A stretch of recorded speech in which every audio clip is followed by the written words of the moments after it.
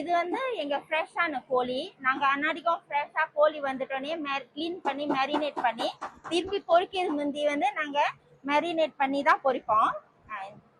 Marinate பண்ணி இந்த மாதிரி பொரிப்போம். இப்போ கோழி ரெடி ஆச்சு. எங்க கோழி வந்து நாங்க பவுடர் வச்சு பொரிக்க மாட்டோம்.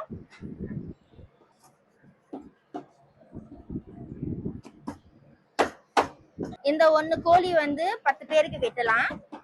நாங்க ஃப்ரெஷ்ஷா பொரிக்கிறது வாசி நீங்க பார்க்கலாம். அது வந்து ரொம்ப ஜூஸியா இருக்கு. அதோட டேஸ்ட் அதோட ஜூஸினஸ் வந்து நாங்க ரிட்டைன் பண்ணிருக்கோம். ஸோ ஒன்ஸ் ரெடி நாங்க வந்து சாப் பண்ணி கஸ்டமருக்கு சர்வ் பண்ணிருக்கோம். ஓகே, இது வந்து எங்க சிக்கன். நாங்க வந்து அப்பார்ட் ஃப்ரம் சிக்கன் வந்து 15 சைட் டிஷ்ஷஸ் இருக்கு. நீங்க வந்து சூஸ் பண்ணலாம். தவு இருக்கு, ஹோம்மேட் சிக்கன் ரோல் இருக்கு, ஃபிஷ் பால் இருக்கு, மீன் இருக்கு.